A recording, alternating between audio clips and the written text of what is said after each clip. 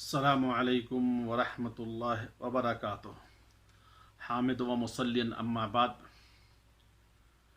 मेरे दीनी भाइयों, आज का जो उन्वान है, मौजूए गुफ्तगू है, वो है कि रमज़ान में का जो पूरा महीना है उसका वक्त की तरतीब कैसे दें ताकि मेरा वक्त ज़ाय न हो।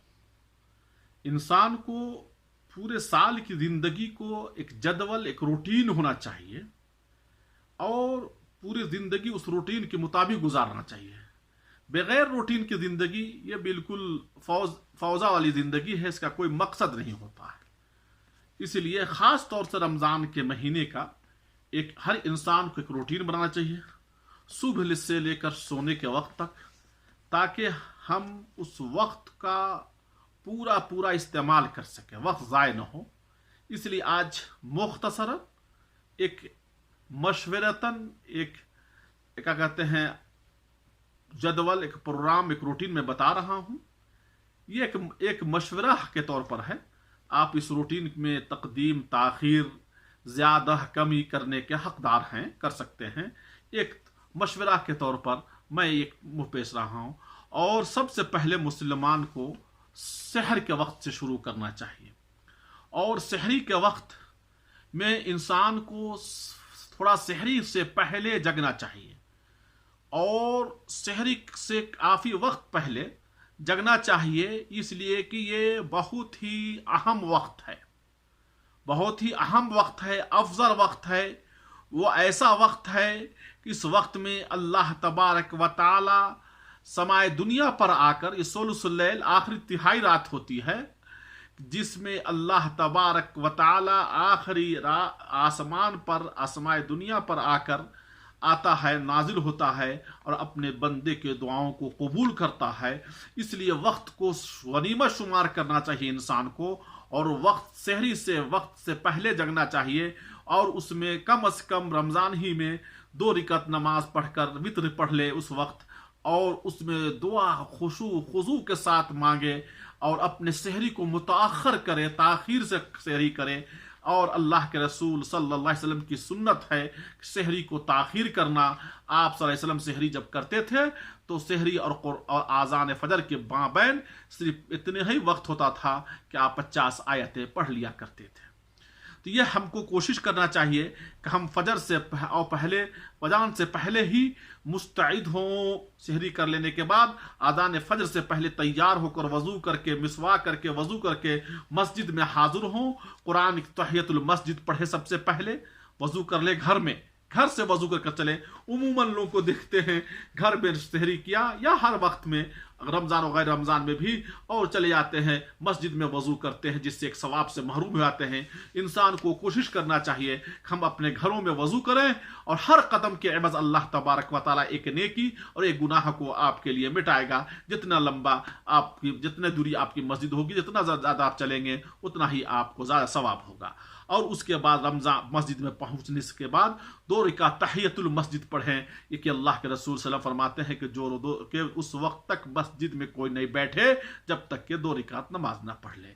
उसके बाद वक्त बचता है, कुरान की तिलावत करे या ज़िक्र अज़कार में अपने वक्त को गुजारे या दुआ करे, यहाँ तक कि मुअज़्ज़िन आज़ान कहे लगे तो मुअज़्ज़िन के साथ साथ मुअज़्ज़िन की कलमात अदा करने के बाद आप उन कलमात को अदा कीजिए और उसके बाद वो दुआ पढ़ें जो अज़ान के बाद की दुआ है। उसके बाद आप फिर कुरान की तिलावत, जो सुन्नत है, नबी सल्लल्लाहु अलैहि वसल्लम ने जो 2 रकात सुन्नत पढ़ी, सुन्नत पढ़ लेने के बाद, फजर की 2 रकात सुन्नत पढ़ लेने के बाद फिर वक्त जो बचता है उसमें कुरान की तिलावत करें।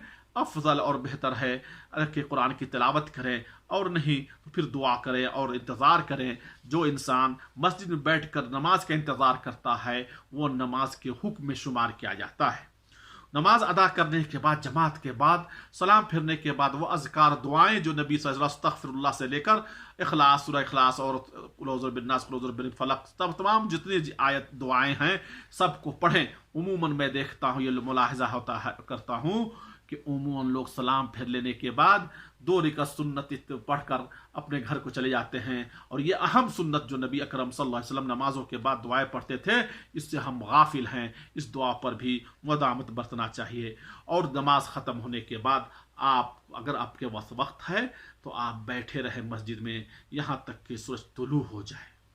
और यही अल्लाह के रसूल सल्लल्लाहु अलैहि वसल्लम की सुन्नत थी।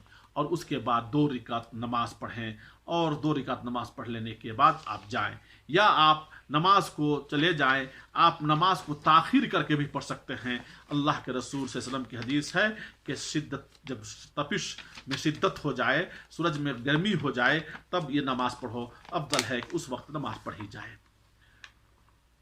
और उसके बाद आप या तो आराम कर लें, आराम करें, ताकि आपका अगर वक्त कोई मशगूलियत है जो को फ़राइज़ है आपका है, आप किसी नौकरी में हैं, कोई ड्यूटी है, कोई मसला है, तो अगर उसको जाने में के वक्त में उसके जाने के लिए ड्यूटी पे आपको वक्त है तो थोड़ा सा आराम कर ले, और नहीं वक्त है तो आप उसके लिए तैयारी करें ताकि आप अपनी ड्यूटी को निभाएं। और उसके बाद आप आएँ लौट कर, और लौट के आने के बाद ज़ोहर की नमाज के आज़ान से पहले, अपने हर नमाज से पहले आपने आपको तैयार रखें। और नमाज से पहले जाकर ज़ोहर की नमाज में मस्जिद में मुबक्करन जाएँ, तब से पहले जाएँ, आज़ान से पहले। और अगर किसी वजह से ताख़ीर हो जाती है तब आज़ान के फ़ौरन बाद जाना चाहिए इंसान को। आज़ान के बाद किसी भी काम में मशगूल रहना ये सही नहीं है। और इसीलिए इंसान को पहले ही मुस्तैद रहना चाहिए आज़ान से पहले। उसके बाद जाकर 4 रकात नमाज ज़ोहर से पहले पढ़नी है। और अफजल है कि 2-2 रकात पढ़ें, 2-2 रकात करके सलाम फेरें, फिर 2 रकात पढ़कर सलाम फेरें। ये अफजल है। अगर एक सलाम से 4 रकात पढ़ लेते हैं तो कोई हर्ज नहीं। और फिर उसके बाद अपने आप को कुरान में के तिलावत में मशगूल करें। और उसके बाद 2 नमाज जमात के साथ पढ़ लेने के बाद फिर 2 रकात नमाज पढ़ें। उसके बाद आप वापस आ जाए घर। उसके बाद आपके पास कोई काम बचा हुआ है, उस काम को मुकम्मल कर लें, नहीं है तो फिर आराम करें, ताकि क़ब्ल वक़्तिल असर आप जग जाएं, तैयार हो जाएं असर की नमाज जाने के लिए। असर की नमाज पढ़ लेने के बाद आपको वक्त है तो थोड़ा आराम कर लें। आराम का वक्त नहीं चाहता है तो आप मस्जिद में बैठकर कुरान की तिलावत, जिक्र, अज़कार, दुआ, नबी सल्लल्लाहु अलैहि वसल्लम पर दुरूद पढ़ते रहें, ताकि आप का वक्त ये ज़ाय न हो। उमूमन हाँ, अगर आपको मार्केटिंग करनी है, कुछ काम खरीदना है, तो वक्त निकाल कर जाकर आप वो मार्केटिंग कर सकते हैं और ख़रीद सकते हैं। उसके बाद आपको आज़ान, यहाँ एक बड़ी अहम मसला है, लोग इफ्तार में बहुत ही ताख़ीर करके सामान ले के जाते हैं, यहाँ तक कि कभी आज़ान हो जाती है। बल्कि इफ्तार दस्तरखान पर नमाज, अफ्तार का जो सामान होता है इफ्तार के लिए, पहले बैठना चाहिए और उस वक्त दुआ करना चाहिए। ये दो वक्त की दुआ अल्लाह ताला कबूल करता है इफ्तार के वक्त की। ये नहीं, हम उमूमन देखा जाता है कि इफ्तार के वक्त लोग आपस में गुफ्तगू करते हैं, वो कीमती वक्त को ज़ाय कर देते हैं। रोज़ेदार के लिए 2 बड़ी अहम वक्त है, एक फजर के वक्त, फजर सहरी के वक्त की दुआ ज़ाय कर देते हैं, और एक इफ्तार के वक्त। कोशिश करें कि हम बैठें और दुआ करें अपने लिए, अपने माँ बाप, अपने मुसलमान भाइयों के लिए, सारे लोगों के लिए। उसके बाद आप आए और घर आने के बाद आराम करें, या खाने पीना है तो खाएं पिए, ताकि आप फिर रमज़ान के में तरावी पढ़ने के लिए तैयार हों और ऐशा के आज़ान से पहले मस्जिद पहुँचे, तैयार होकर, फारिग होकर तमाम ज़रूरियात से, और ऐशा की नमाज़ पढ़ें, तरावी बाजमात पढ़ें, और तरावी पढ़ लेने के बाद फिर आप घर लौटें। और घर लौटने के बाद यहाँ बड़ी एक अहम मसला जो मैं कहना चाहता हूँ वो ये है कि हम लोग आपस में गुफ्तगू, लायानी गुफ्तगू में मशगूल हो जाते हैं। नहीं, बल्कि आप पे जिम्मेदारी है कि आप अपने घर बाल बच्चों के वक्त को भी ज़ाय न करें। इसलिए आप उस वक्त ऐशा के बाद जो आते हैं, आधा घंटा, पौन घंटा या 1 घंटा, जो आपको जितना मयसर हो, उस वक्त को शुमार कर तमाम बच्चों को बैठाकर दीनी चीज़ें बताएं। उस वक्त कोई कंपटीशन मत रख दें कि तुम फला चुरख याद करको, फला चीज़ की दुआएं याद करके फला चीज़ करको तो तुम्हें यह इनाम मिलेगा। पूरे रमज़ान का एक रूटीन बना दें और डेली उसको सुने और उसको इनाम दें। फिर इसी तरह से उसको हराम चीज़ों से बताएं, कौन चीज़ हराम है। इस तरह से आप अपने वक्त को सुबह फजर से लेकर तरावी का, उसके बाद آپ پھر سویرے سو جائیں تاکہ سحری کے لیے سویرے آپ جگیں گے. اتنا وقت ہے. انشاءاللہ اگلے ویڈیو میں جمعہ کے دن اور آخری عشرہ کا وقت کا ترتیب بتاؤں گا. آخر میں دعا ہے کہ اللہ تبارک و تعالی ہمیں رمضان کے مہینے کے وقت کو غنیمت شمار کرتے ہوئے اس وقت کو پورے وقت کو ہم اپنا استعمال کریں، وقت کو ضائع نہ کرنے کی توفیق عطا فرمائے. وآخر دعوانا الحمدللہ رب العالمین. والسلام علیکم ورحمۃ اللہ وبرکاتہ.